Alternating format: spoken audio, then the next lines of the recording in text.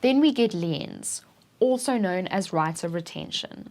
It is a limited real right to secure the claim of a person who has spent money or done work on another person's thing.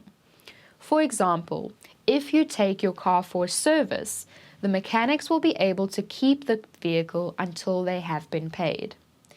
Liens depend on the physical control of the thing.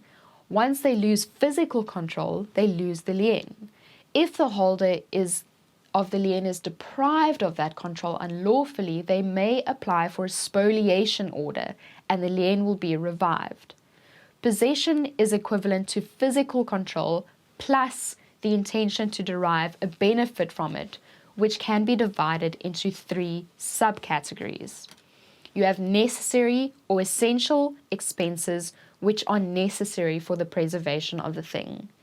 Useful expenses, which is not necessarily essential but does increase the market value, and luxurious expenses, which are expenses that are neither essential nor useful. If someone incurs essential or useful expenses in respect of another person's property, they have a right to be compensated for such, as no one may be unjustly enriched at another's expense. If the expenses are necessary, a salvage lien exists. If they are useful expenses, an improvement lien exists.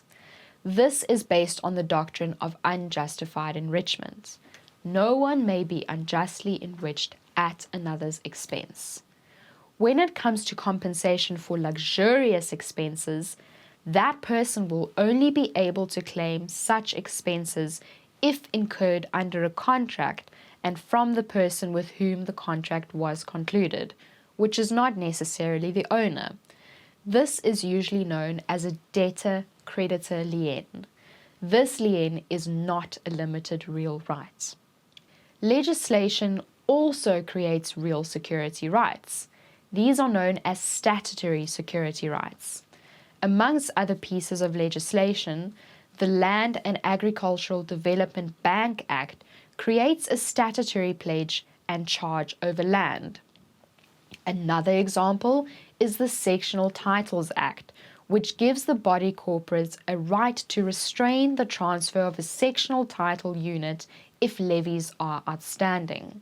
Finally, one also gets judicial pledges, which arises when a sheriff attaches the judgment debtor's movable or immovable things in terms of a court order to sell them in execution.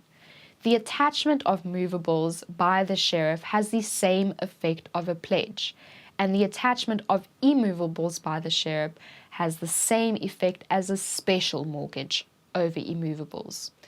When the attached property is sold in execution, the judgment creditor has a preference in respect of the proceeds of the sale.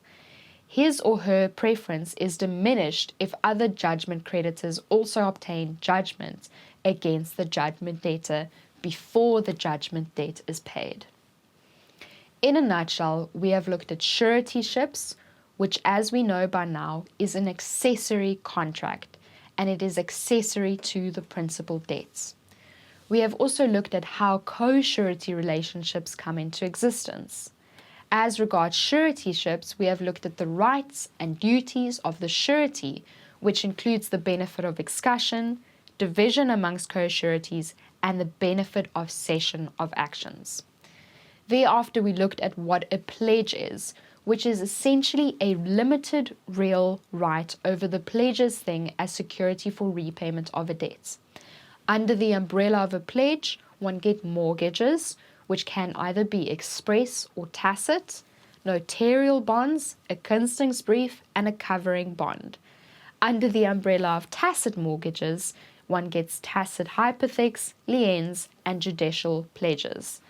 I hope you've learned as much as I have. Until next time.